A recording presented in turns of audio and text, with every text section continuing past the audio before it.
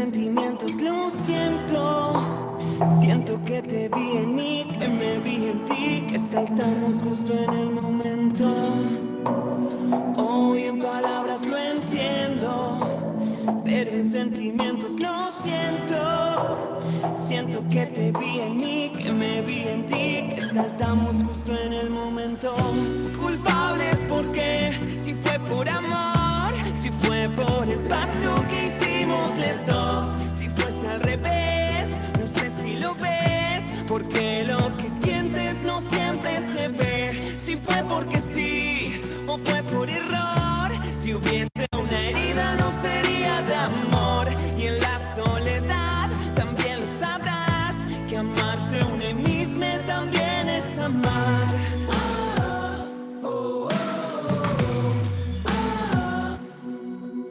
Nació, dijo la partera, varones lo que esperan. Dicen los hombres no lloran y a mí lágrimas me brotan. Crecí escuchando cómo ser, diciéndome tenés que ser. Y esas cosas que ahora digo ya son a mi parecer. Sociedades y culturas con creencias sin altura. Sos uno, sos otra, pero la raza solo es una. Bandera sin sentido, hoy el género es compartido. Escuchen porque esto para mí va a ser divino. Cucaracho de la sombra, se libera una plasoma. Mariposa me decían, yo con alas me reía. Ja, ja. Río porque crezco, río porque hago lo que amo. Solo amor es lo que entiendo en este juego que encontramos los dos.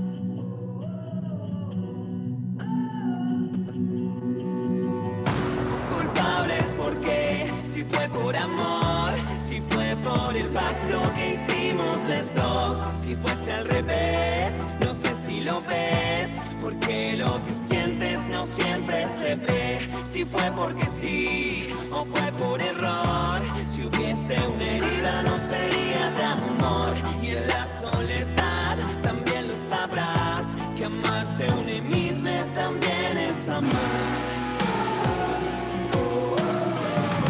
Que amarse a uno mismo también es amar. Que amarse a uno mismo también es amar.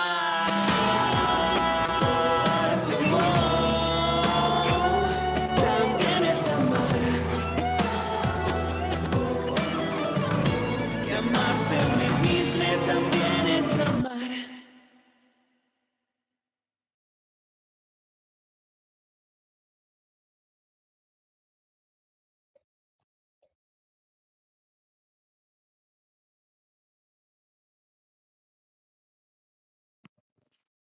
Buenas, esperamos un ratito más y ya arrancamos.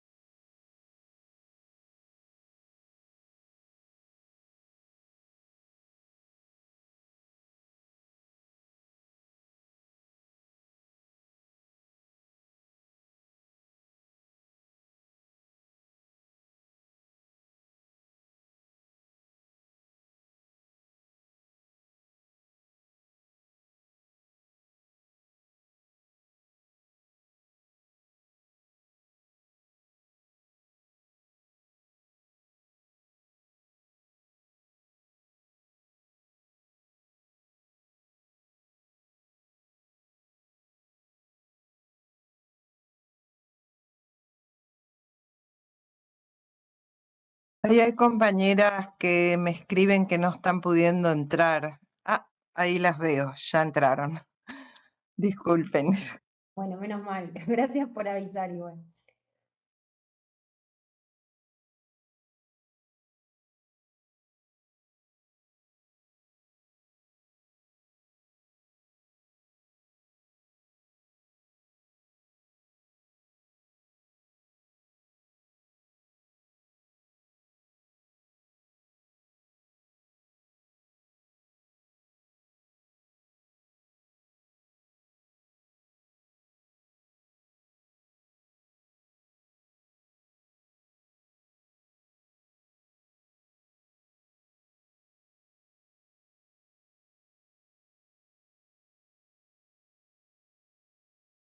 Hola chicas, buenas tardes. Yo era una de las que no podía entrar, tuve que entrar con el teléfono, así que no sé cuánto va a durar. Por la computadora fue imposible. Bueno, les recomendamos, si de repente ven que está medio inestable la conexión y eso, que de última se saquen la cámara y cuando quieran hablar se desmutean y listo, porque a veces con la cámara gasta más datos, más wifi, más todo.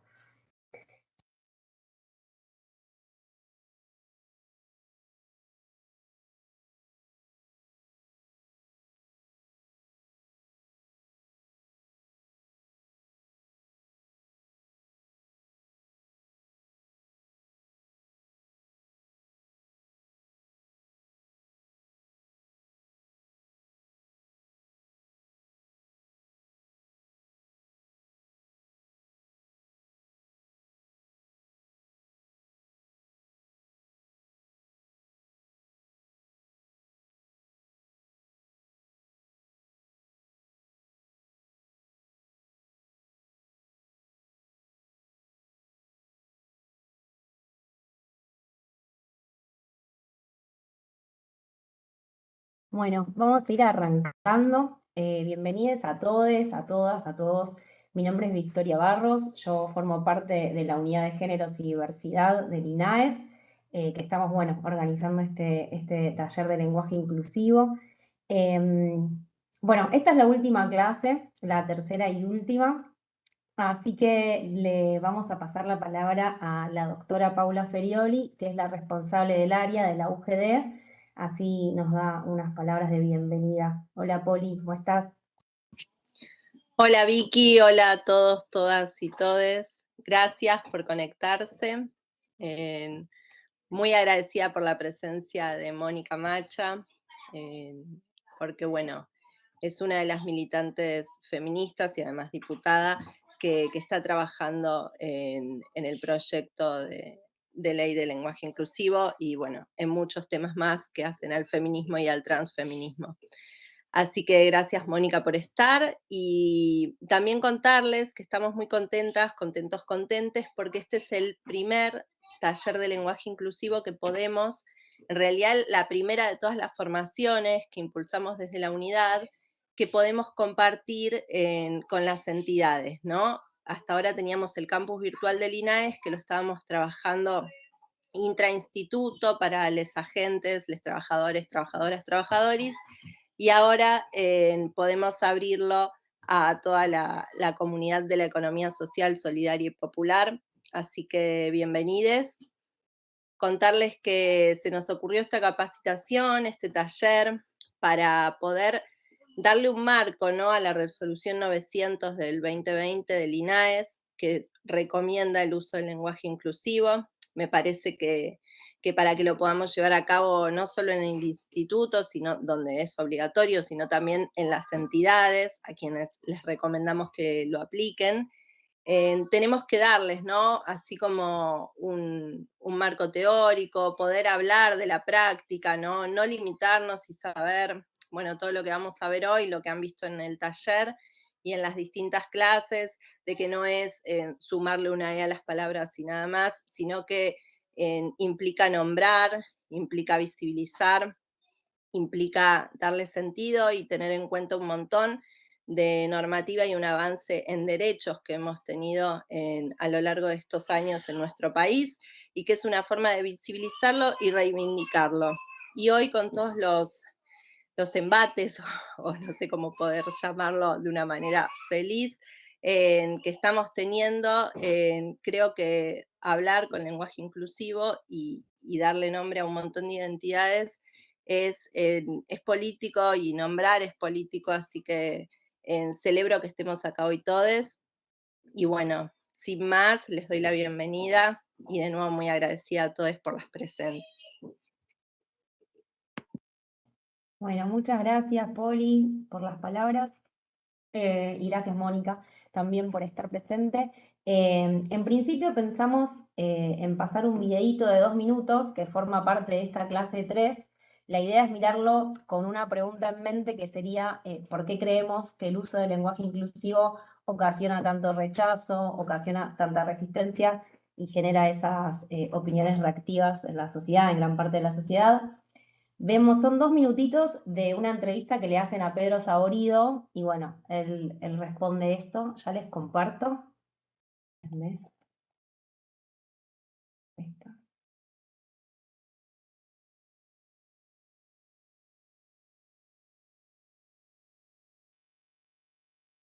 Hablando de profesores, Sí. ¿cómo haría hoy Juan Strasnoy con el Profesor. lenguaje inclusivo?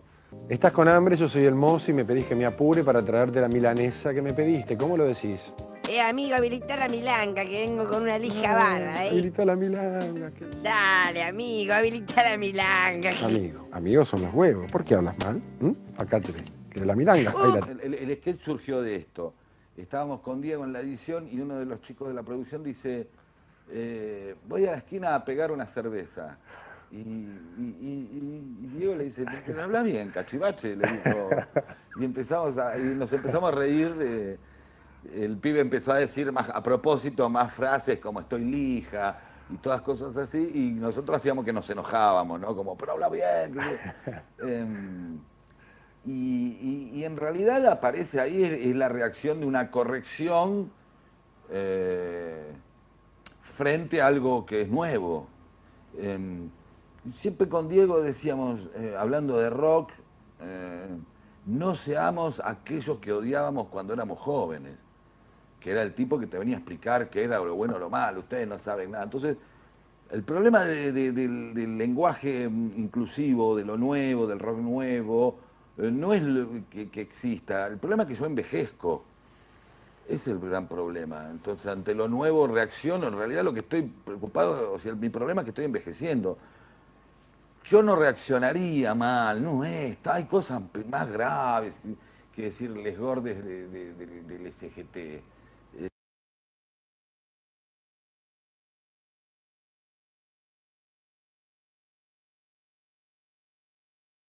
Un momentito, que tengo un problemita acá que no puedo ver la pantalla ahora.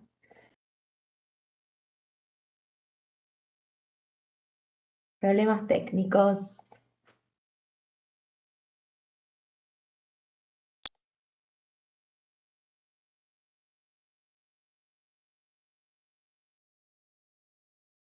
Ahí estoy, disculpen, disculpen el problemita técnico que de repente se me fue el Webex de la pantalla. No es muy amigable esta plataforma, sepan disculpar desde ya. Ahí ya dejaron de ver, ¿no? Ahí detuve el compartir. Bueno, este videíto medio que nos quedamos pensando cuando incorporábamos el video a la clase de Pedro, porque bueno, tal vez nos preguntamos si el problema es que el lenguaje supone una normativa, ¿no? En este caso, representada por la RAE como una institución que cela sobre esa normativa. Y lo que trae interesante el lenguaje inclusivo, creemos que es justamente el planteo de construir esa normativa, ¿no? En línea con esto, le vamos a pasar la palabra a Marina Caivano, que también forma parte de la UGD, que nos va a contar un poquito de qué va el anexo de la resolución 900 del año 2020, que implica la guía de recomendaciones de INAES para el uso del lenguaje inclusivo. Es una guía con pautas de estilo para poder incorporarlo. Y bueno, ya comparto pantalla para que puedan ver la guía mientras Mari la va comentando. Hola Mari.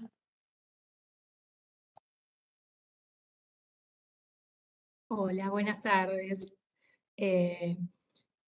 Bueno, empezar antes que todo, ¿no? Aclarando que esta guía la hicimos en el año 2020, ¿no? Y estamos hablando de lo dinámico, ¿no? que tiene la lengua y de todo lo que también se va transformando. Así que tal vez algunas cuestiones después digamos, bueno, esto se puede transformar, ¿no? Es hora de dar este otro debate, pero bueno, cuando empezamos a trabajar esta guía en el año 2020, de hecho, de las guías que consultamos, ninguna utilizaba la E, por ejemplo, ¿sí? Así que tuvimos que tomar la decisión de incluir la E, ¿no? Para mencionar a lo que no entraba dentro de la categoría femenina, ¿sí? O masculina.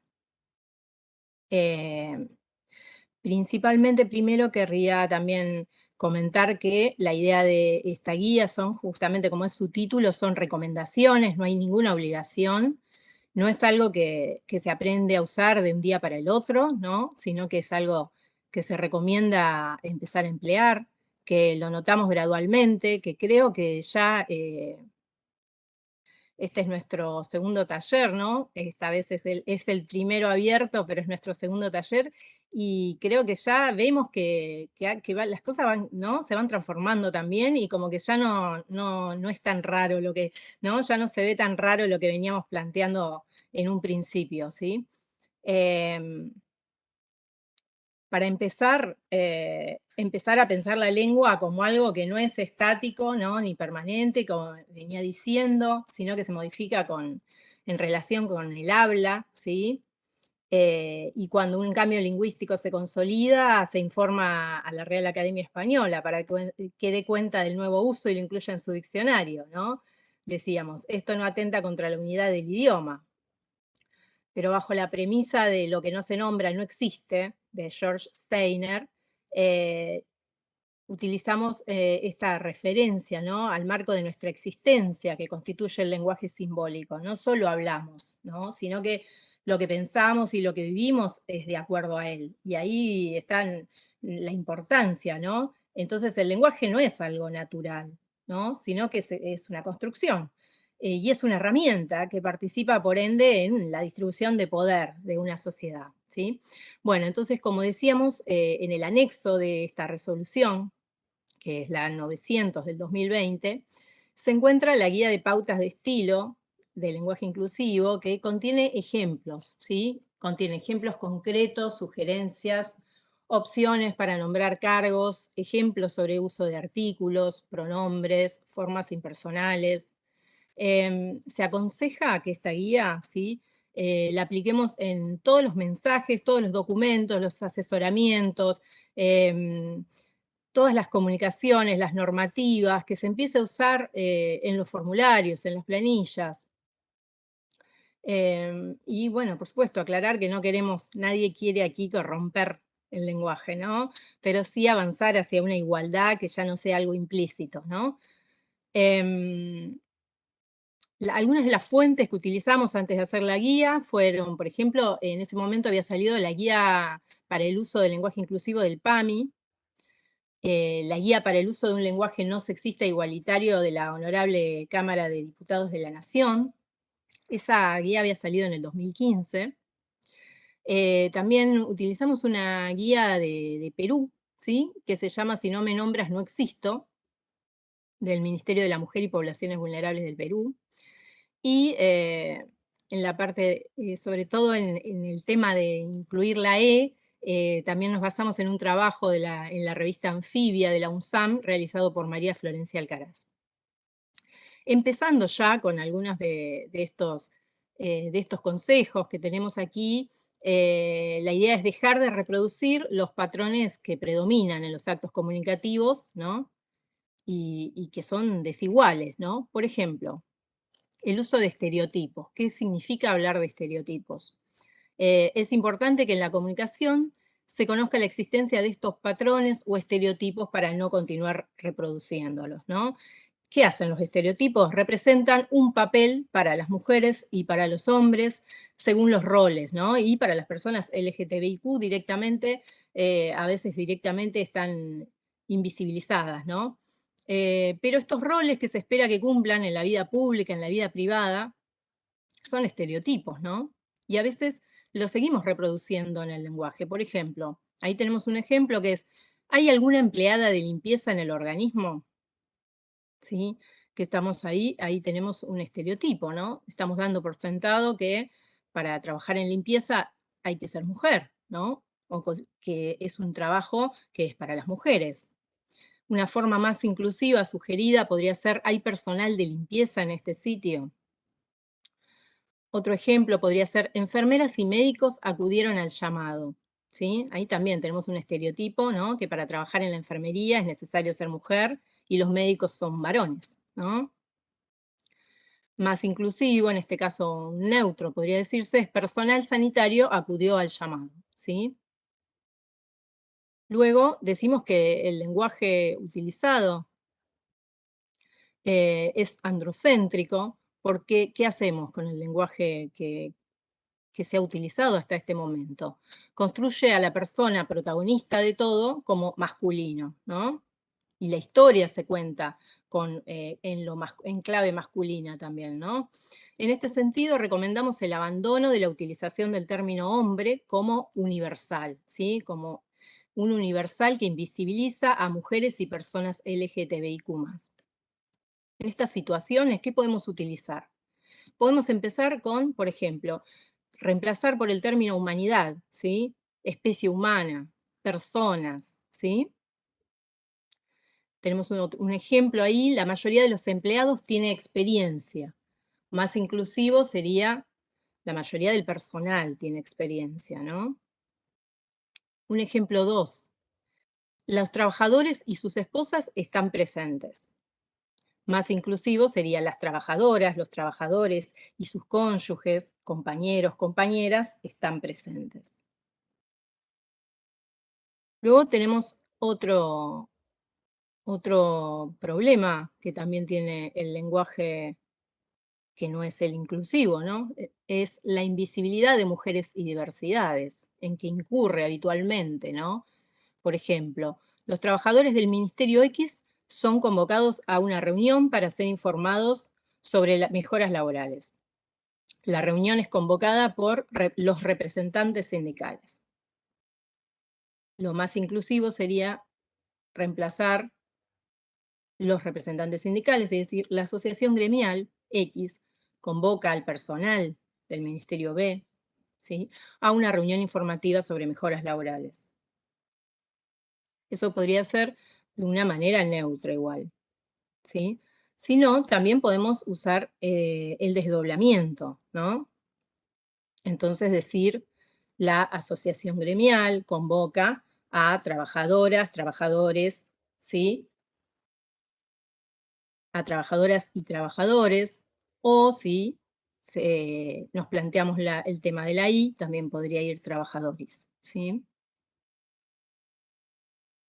Un ejemplo 2 sería, el postulante deberá presentar, ¿sí?, más inclusivo, para un aviso en este sentido, sería el, la, le postulante deberá presentar, ¿sí? Ahí tenemos el desdoblamiento. Lenguaje sexista, ¿sí? Generalmente el lenguaje, lo que queremos es justamente migrar de un lenguaje sexista. ¿Qué es lo sexista? Por ejemplo, expresiones sociales que se construyen en torno a experiencias, a mensajes, a discursos, que estigmatizan, que etiquetan, ¿sí?, la forma de ser de mujeres y hombres. Por ejemplo, un ejemplo de exclusión, es decir, felicidades a los maestros en su día, ¿sí? Podría decir felicidades al personal docente, tal vez, ¿no? O podría decir a maestros, maestras y maestres, ¿no? ¿Qué ejemplo también podemos plantear fuera de la guía, ¿no? Si hay madres aquí, no creo que nunca les haya pasado que no les haya llegado alguna vez una invitación a una reunión de padres. Y lo loco es que la mayoría son madres, ¿no? Entonces, quienes acuden generalmente a las reuniones, ¿no? Ojalá que no, ¿no? Que las tareas de cuidado se distribuyan, pero esa lamentablemente es la verdad. Entonces, ¿por qué puede aparecer una invitación a una reunión de padres? Otro ejemplo también es exclusiones y estereotipos. Bueno, estas maneras de utilizar el lenguaje, ¿no?, de manera que no inclusiva, se cruzan, ¿no?, y incurren en diversos sexismos, ¿no? Exclusión y estereotipo a la vez. Por ejemplo, felicidades a las enfermeras en su día, ¿sí? Ahí estamos diciendo que para trabajar en enfermería, ¿sí?, estereotipamos en que tienen que ser mujeres. También estamos excluyendo, ¿no?, a enfermeros, a enfermeres. Bueno. El orden de presentación es algo importante también al momento de desdoblar, ¿sí? Lo que sugerimos es que no pongamos primero siempre al género masculino, sino que al desdoblar vayamos cambiando esos lugares, ¿sí? ¿Qué pasa con el uso de la E? ¿Sí? Luego, bueno, están también las recomendaciones de la ONU. Mari, Que tenemos, sí, discúlpame un segundito, porque tenemos la sí. invitada esperando y quizás nos estamos excediendo un poco. ¿Querés como comentar más brevemente, así general, para cerrar? Igual tienen esto como parte de la bibliografía Sí, de la sí. clase 3, lo van a encontrar ahí, así que no sean problemas si surgen algunas dudas. Vamos a seguir en los foros, leyéndonos, escribiéndonos, así que nada, eso, como si querés darle un cierre, Mari, y le pasamos la palabra. Sí, Perdón, que sí. nos corte así, pero nos corre el tiempo. Sí, sí, sí, sí.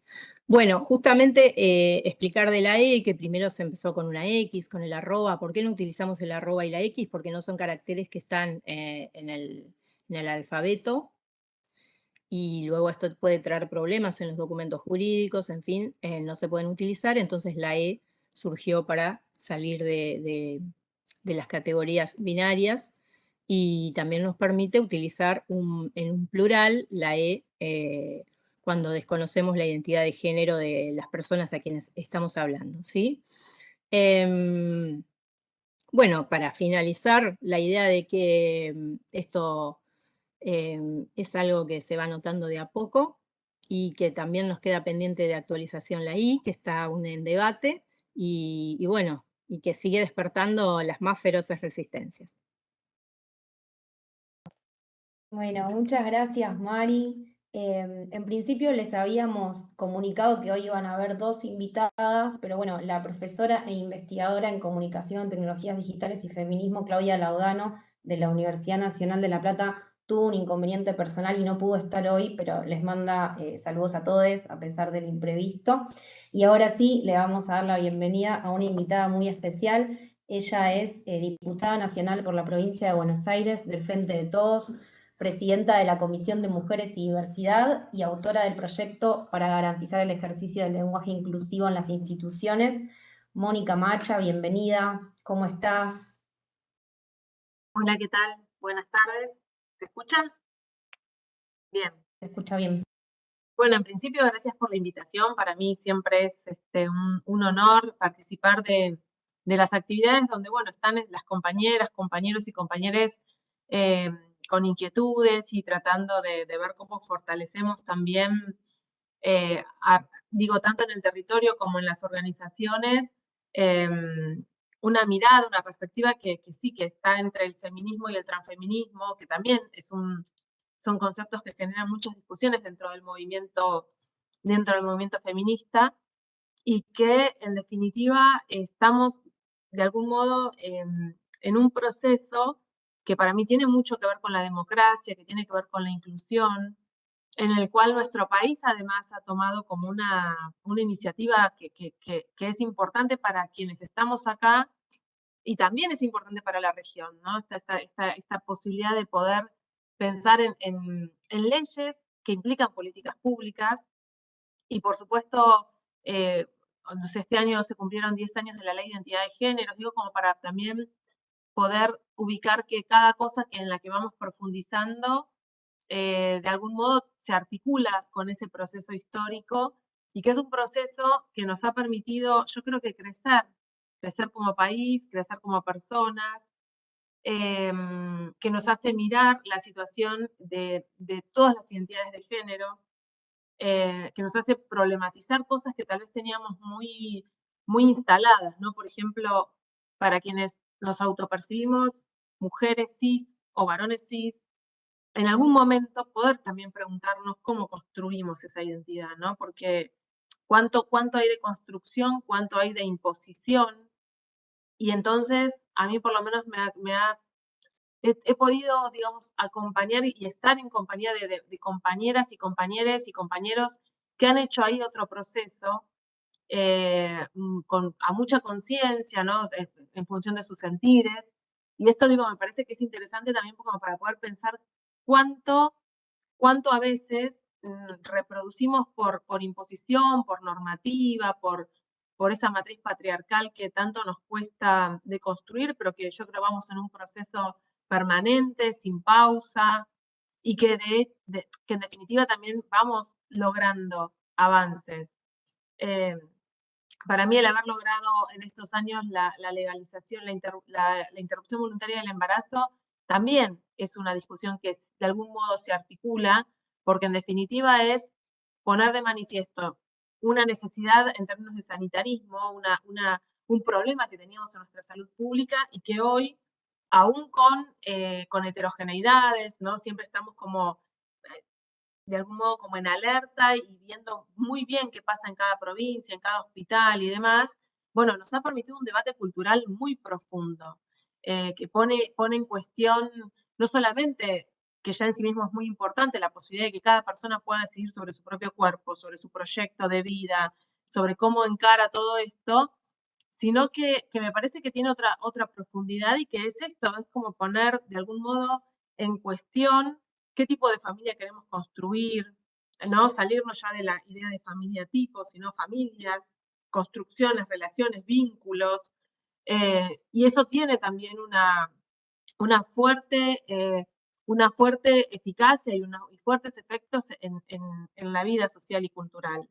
¿No? Yo creo que parte de esto también es, de algún modo, cuando pienso en el lenguaje inclusivo, no lo puedo pensar separado de esto que yo estoy planteando acá como cuestiones muy poquitas y que en realidad si lo ponemos en relación con muchas otras, no solamente legislación, política pública, creación del Ministerio de Mujeres, Géneros y Diversidad, tanto a nivel nacional como en muchas provincias, todo eso que significa, yo creo, logros del movimiento feminista y transfeminista.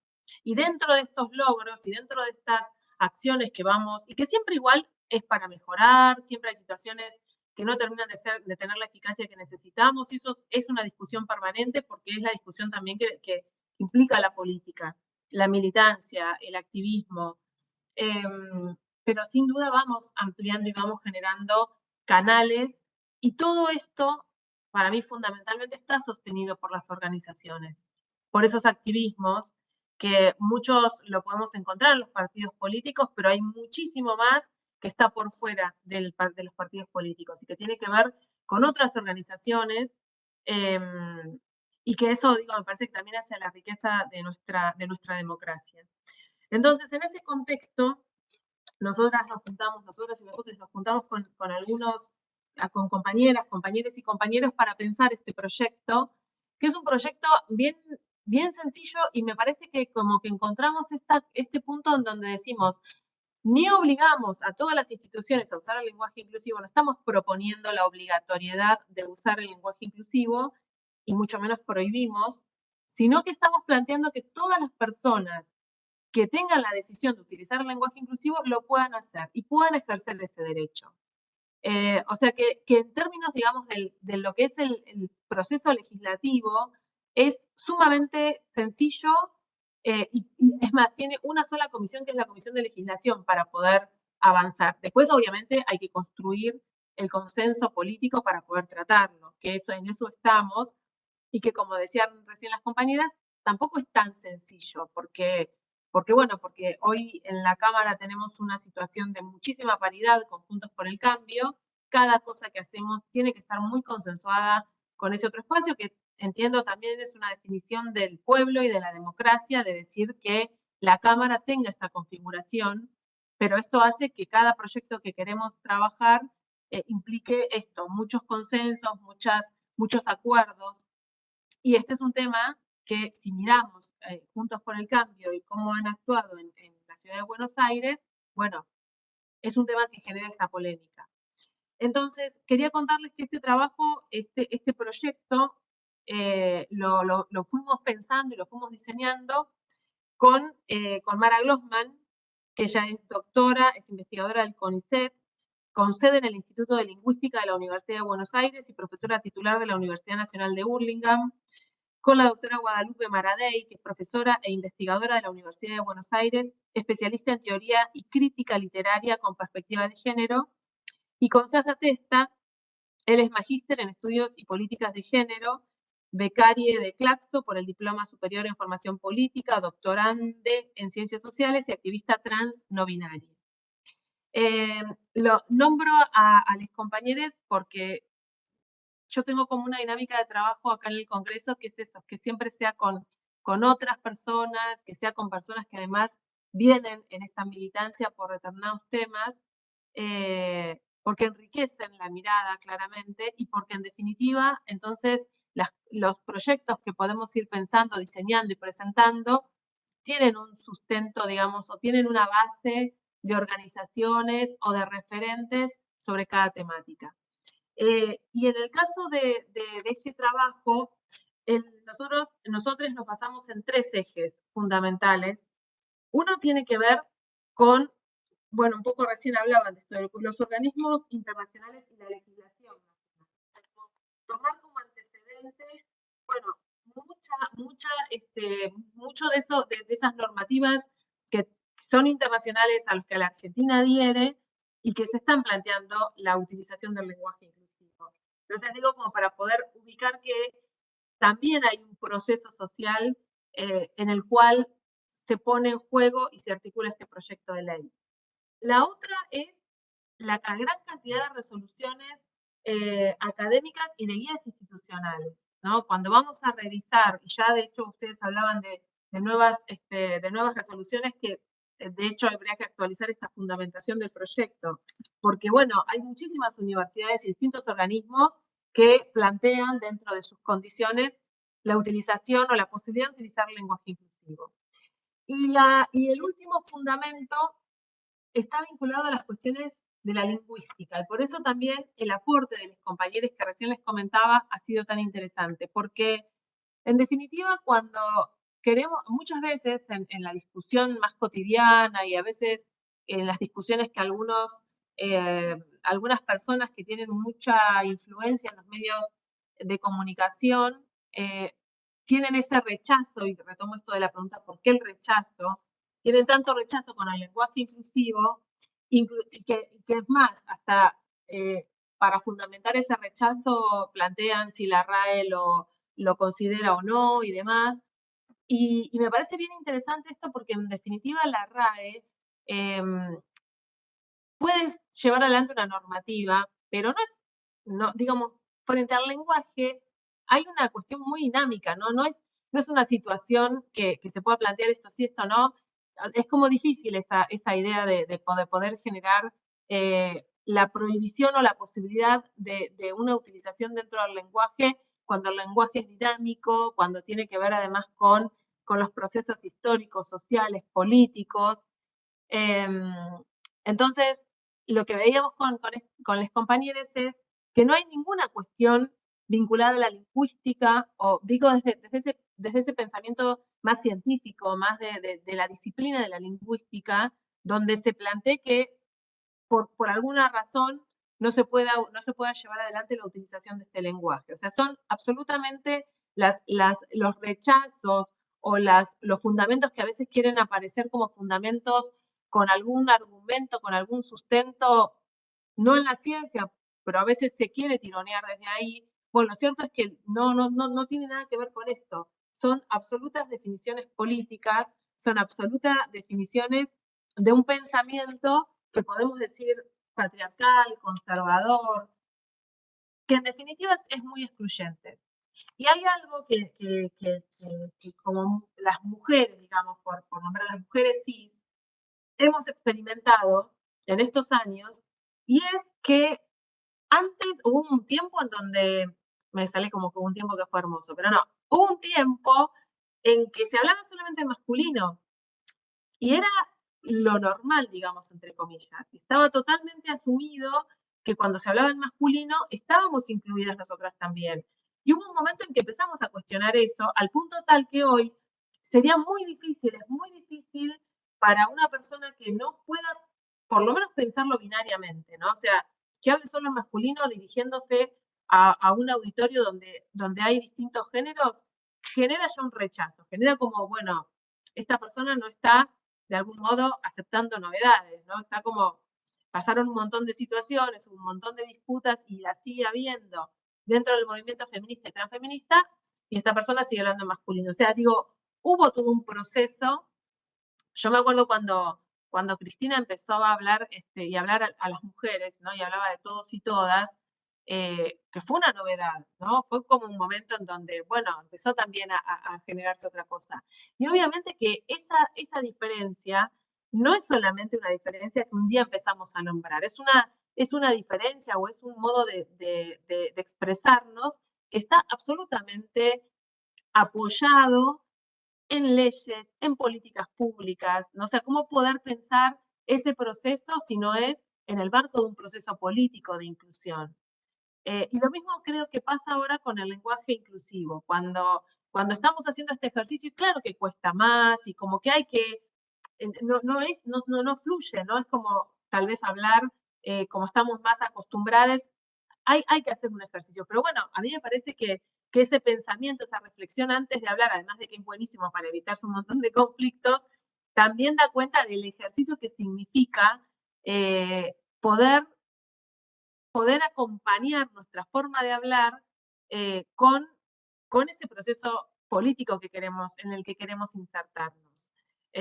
Yo creo que cuando le cerramos la puerta al lenguaje inclusivo, le estamos cerrando la puerta a un montón de identidades que necesitan y que es derecho que sean nombradas. Me parece que ahí es como ese momento de definición de si vamos a nuestra vida cotidiana, a nuestra vida laboral, a ser inclusivos, inclusivas, inclusives o no. Digo, me parece que es como muy fuerte en eso. Y por eso creo que lo que pasa en el gobierno de la ciudad es como muy complejo en términos políticos, ¿no? Porque yo entiendo que ahí está la definición de hacer un gesto con los sectores más conservadores, es un gesto político, o sea, decir, frente a esta avanzada del feminismo y el transfeminismo, bueno, acá vamos a intentar tener como una instancia política distinta.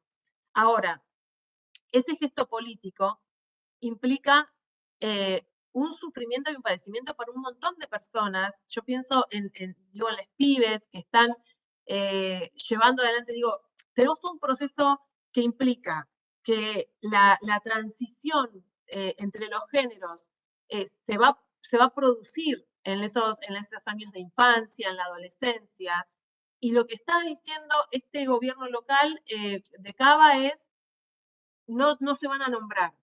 Es como ¿no? Como que pudimos avanzar en esto y en tantas cosas para poder llevar adelante y acompañar a las infancias trans, acompañar con libertad, con amor, con inclusión, y de repente el discurso que dice, bueno, no, acá no. Es muy complejo, porque claramente nuestro lenguaje es parte de nuestra identidad en términos muy generales. Entonces, por eso creo que siempre poder pensarlo en términos de proceso, de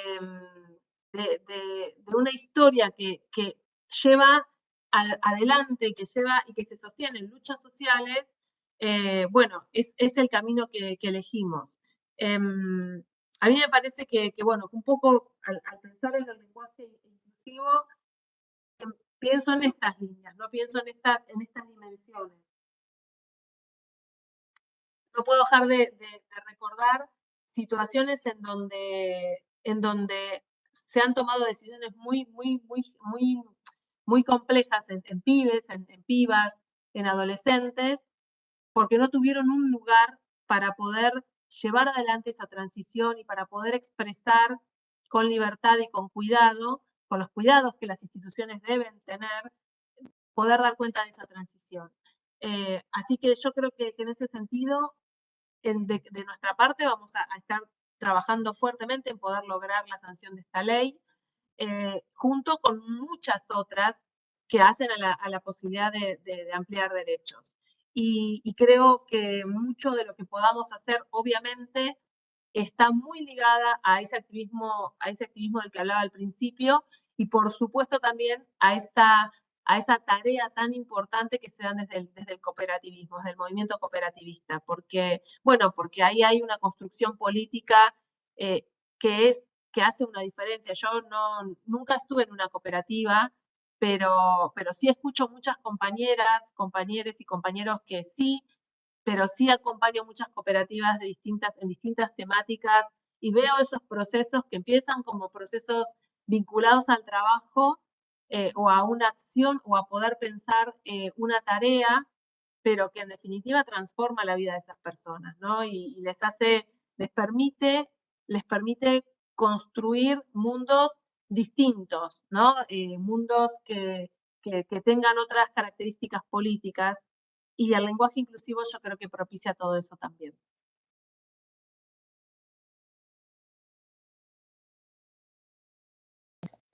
Bueno, muchísimas gracias, diputada, por tu valiosa intervención. Súper interesante este proyecto de ley en particular y sabemos que siempre estás impulsando causas justas y que promueven el respeto por la diversidad, así que te felicitamos, te apoyamos y deseamos que vaya todo muy bien. Bueno, después de escuchar a la diputada, no sé si tienen comentarios para reflexionar colectivamente, alguna pregunta. Como les dije, tienen la clase 3 en el campus escrita por si quieren chusmearla. Y bueno, hacer la tarea, obviamente, intervenir en el foro y todo eso que hay que hacer. No sé, después de haber transitado estas clases, ¿se animarían a implementar el lenguaje inclusivo en la cotidianidad? Pensar en qué situaciones, en qué formularios, en qué textos podrían llegar a utilizarlo o en dónde hace falta. ¿Alguien quiere hacer alguna reflexión, alguna pregunta a la invitada? No Yo sé te quiero si... hacer una... Sí. Hola. Hola, ¿cómo están a todos y a todas? Sí me gustaría hacer una pequeña reflexión. Más allá de lo que puntualmente este curso trata, que es el lenguaje inclusivo, creo que se necesitaría una legislación o normas que habiliten otra serie de cosas para que sí el lenguaje inclusivo pueda utilizarse. Por ejemplo, que son cosas que me llaman la atención. Hace ya unos años se convino o se legisló sobre el cupo femenino está en los distintos poderes. Y por ejemplo, sin ir más lejos, nuestro directorio del INAES, conforme a esa ley de cupo femenino, tiene una directora y el resto son todos directores. Entonces, si estamos en pos de la igualdad y de las libertades y desde los derechos, tendríamos que ponernos a pensar en una ley marco general, donde evidentemente las cosas sean igualitarias, pero no igualitarias porque la ley dice que tiene que ser el 50%. No, igualitarias porque las capacidades de esas mujeres son compatibles con las capacidades de esos hombres. Y bueno, son cosas que son interrogantes que tengo. Y por otro lado, una ley que sea tan abarcativa que permita introducirla o un artículo introducido en la Constitución Nacional y que tiene que ver con toda la normativa en los distintos poderes que representan nuestra República, el Ejecutivo, el Legislativo y el Judicial. Donde se permita, porque, a ver, hay, por ejemplo, el caso de una, no sé si fue fiscal o defensora o que presentó un escrito judicial y presentó un amparo y fue a la Corte Suprema de Justicia y se lo rechazaron por estar en lenguaje inclusivo. ¿Pero por qué? Porque no hay una ley que avale y que permita. Entonces, trabajar sobre eso, que es mucho más allá del lenguaje en sí mismo, sino tener las herramientas que te den, digamos, la fuerza o la espalda para poder llevar adelante un lenguaje inclusivo. No sé si me expliqué bien.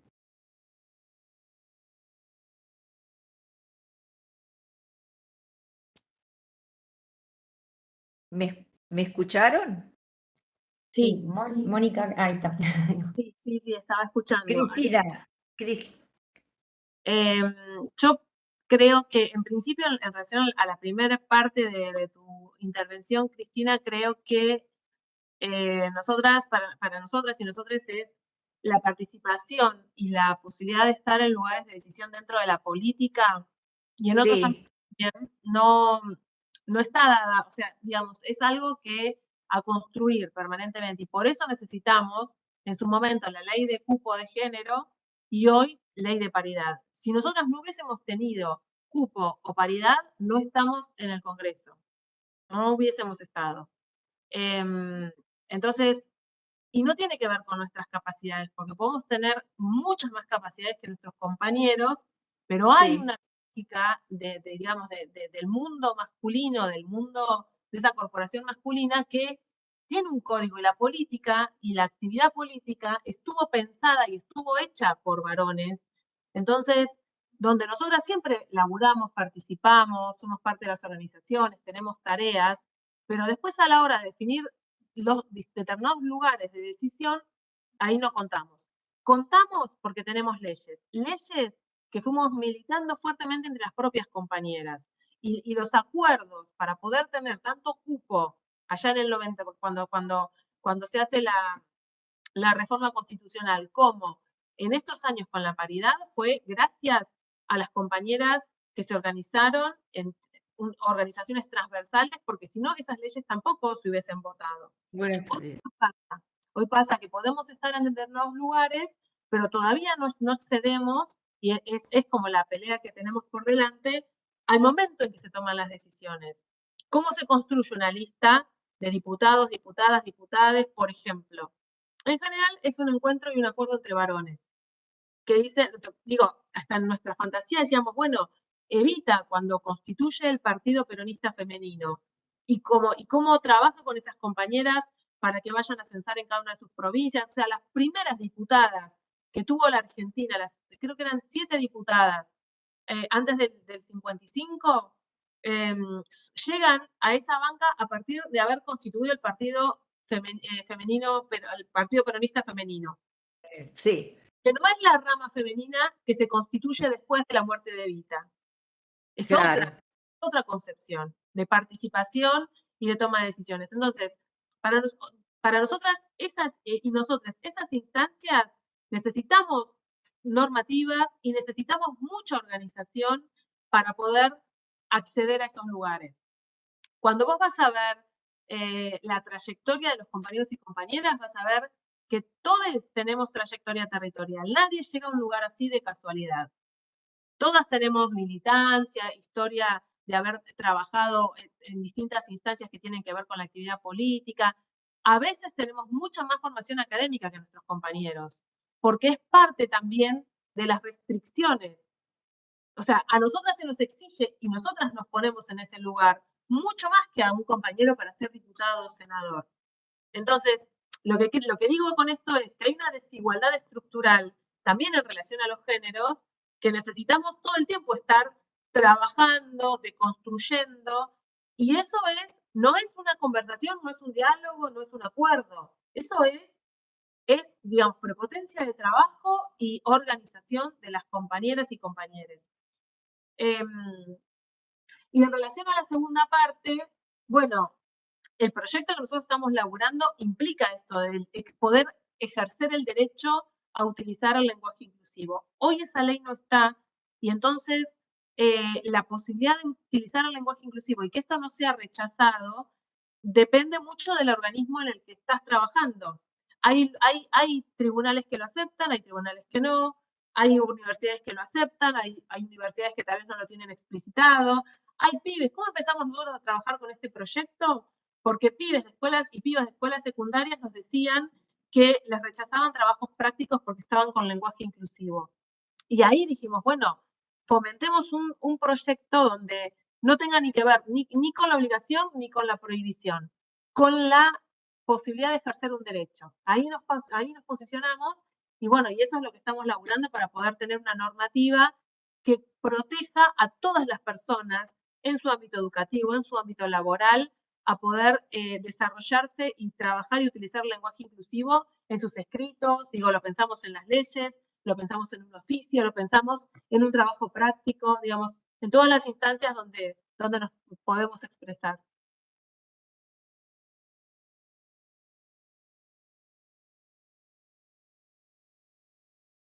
Muchas gracias, Mónica. Muchas gracias por participar y por responder. De nada, Florencia. Ahí dejé una notita para que vean un poco más de qué se trata el proyecto y podamos interiorizarnos un poco más al respecto. Poli, ¿querés dar algunas palabras de cierre?